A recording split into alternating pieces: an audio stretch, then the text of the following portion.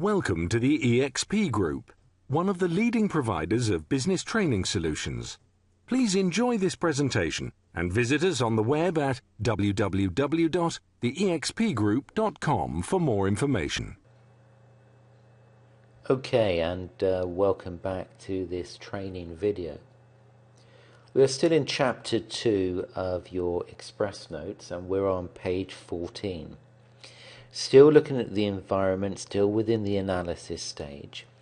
And this session, we're going to be looking at the product life cycle.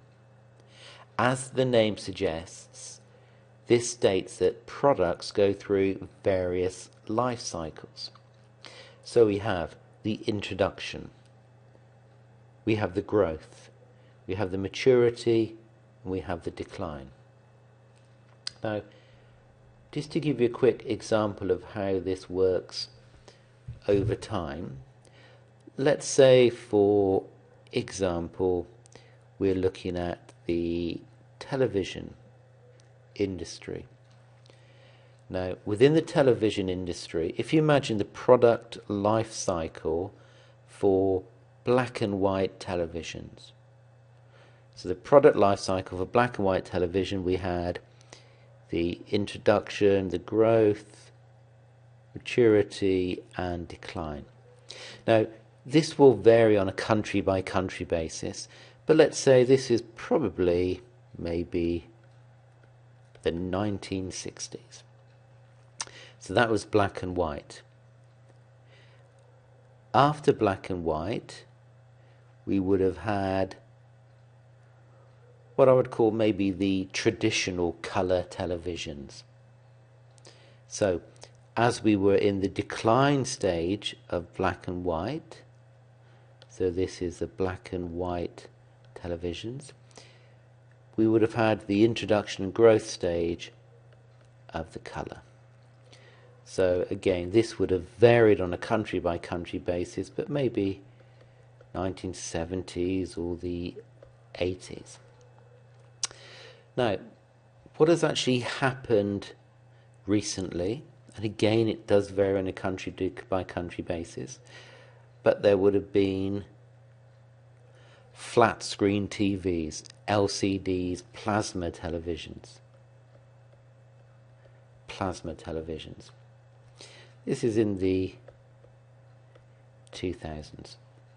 Now, where are we within plasma televisions? Depends on a country by country basis, but I would argue probably somewhere around that area. Most countries are seeing plasma televisions, have seen plasma televisions rather, so we're probably out of the growth stage, or getting to the top of the growth stage in its maturity. So what's the next one going to be if you look at the product life cycle for televisions? I think as we speak in 2010, this will be 3D televisions. So what we're seeing now, for example, in the start of this year, back at the start of this year, we had Avatar, one of the big successes on the cinema 3D cinema. That has increased the interest in 3D television. And a number of the big television chains are announcing an introduction of 3D televisions. Now, this is all very interesting, but this actually just gives us an opportunity to chart within one product how the product life cycle has varied through different stages of its development. Now, what we'll see in a minute on page 15 to the notes is within each of these stages, there are certain differences between the product, the price, the place, and the promotion. So let's just quickly go down to page 15. Now this shows us the characteristics of each stage. And we've got introduction, growth, maturity, decline. And we're looking at the product, the price, the place, and the promotion.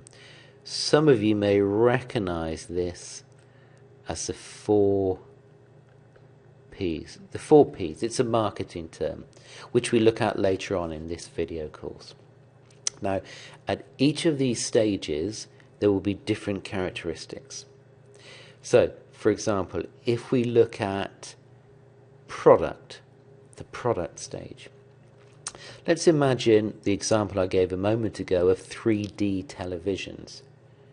We are very, very much at the introduction stage. They haven't even been launched yet, so they're about to be launched. If you think of the product at the introduction stage, well, potentially unique product, quality still being tested. Yes, that makes sense. It's a new product. There'll be a few glitches, a few slight mistakes, but that's in the introduction stage. Again, thinking of 3D televisions, price. What's the price going to be?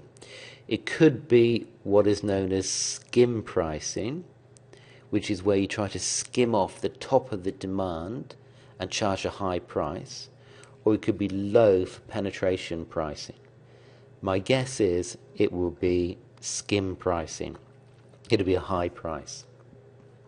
Place.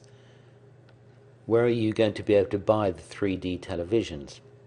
Well, my guess is it's limited specialist locations.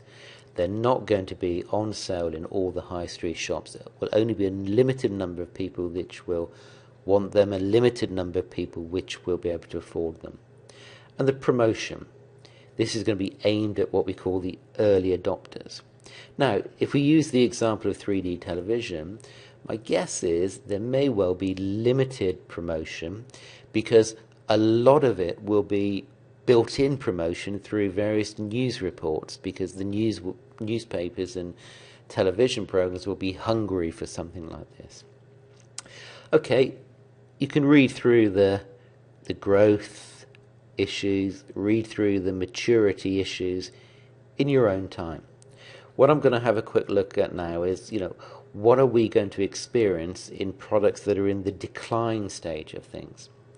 Well, if we assume that standard traditional color televisions are in the decline stage, so we're not talking about plasma, which I think are still in the maturity, the growth stage, so maybe the traditional color televisions. Let's have a think about this. Well, product may have minor enhancement to try to extend the tail of the life cycle. What do we mean by extending the tail? If we go back up here, this is the tail in the product life cycle, in the decline. Now, trying to extend it means trying to extend the tail of the product life cycle. So here, where we have sales or revenue or profits, we're increasing it. Now, to do that, a lot of companies try to make minor cosmetic changes to the product just to increase sales. So there's nothing dramatic in the change to the product, but maybe certain cosmetic things like a slight change of color. So with a color television, maybe releasing the television in different color packaging. So it could be black packaging, it could be white packaging, it could be red if you've got a red room and you want a color television to match it. So those are examples of extending the tail of the product life cycle. Okay, price. What's going to happen in the decline? Well, we're going to see price falls. So possible further reductions to stimulate sales. What about the place? Where will we actually be able to purchase these things?